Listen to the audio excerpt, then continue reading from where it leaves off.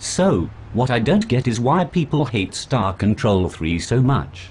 It's a good game made by talented designers, and it got good ratings by professional computer and video game critics. Are you kidding me?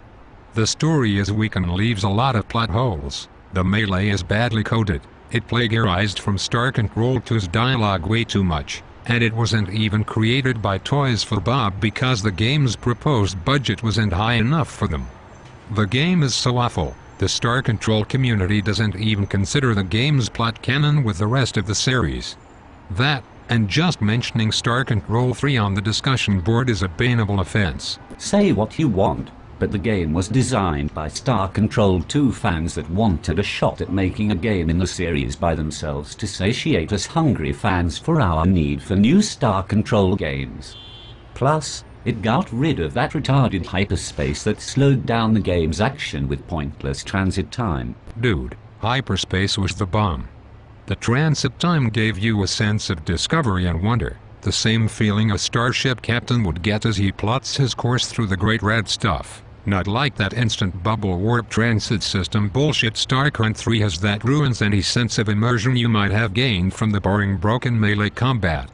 It also plays this really sweet mod file tune that keeps your foot tapping for the whole trip, unlike the forgettable MIDI files StarCon 3 relies on. StarCon 3 has awesome new races though. Remember the Ploxis? Man, they were just diabolical, and you get to meet the precursors, so the game ties over some important plot holes from StarCon 2.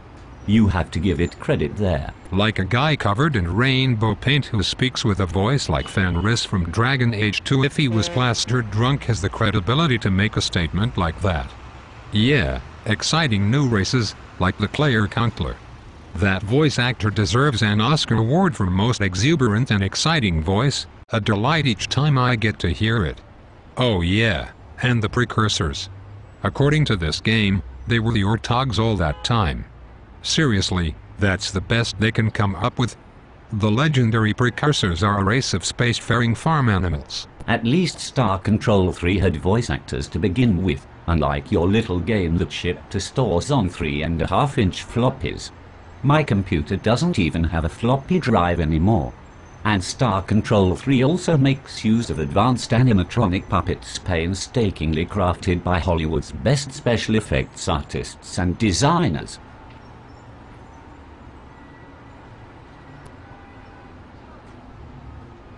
You haven't seen the Siren puppet, have you?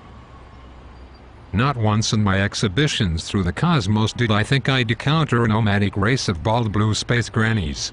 And look at that poor Arulu. I don't know if he has a severe case of pulsating head tumors or if he is giving birth out of his ear canal or something. And what happened to the Yeehaw? They aren't even in the game, like the designers just forgot about them. Oh yeah, huh? Do you remember that part where the Harry creates the urine? I'm sure children 5 and under delight at the excellent puppetry. I will not stand for you bashing my favorite retro game any longer. I challenge you to a competitive game of Super Melee. Alright then, standard vanilla rules apply. Maximum 200 fleet points, no frat - no copies and no stalemates. You just came up with those childish restrictions because you are too big a pussy to fight my full fleet of Chimera avatars, or my elite skills with the frayed torch. I killed a whole cyborg fleet with a single torch in only 48 hours. No, the rules were enacted by the StarControl Net Melee community to keep the melee experience competitive, fair and above all else, fun. If you cannot follow those rules, then you are the real pussy. What the hell is Net Melee? More jargon that forked off from that Jurgen Masters remake shit. I refuse to compete. Okay then, that was easy. You are now on permaban and your posting privileges have been revoked until further notice. Reason? You are a scrawny noob.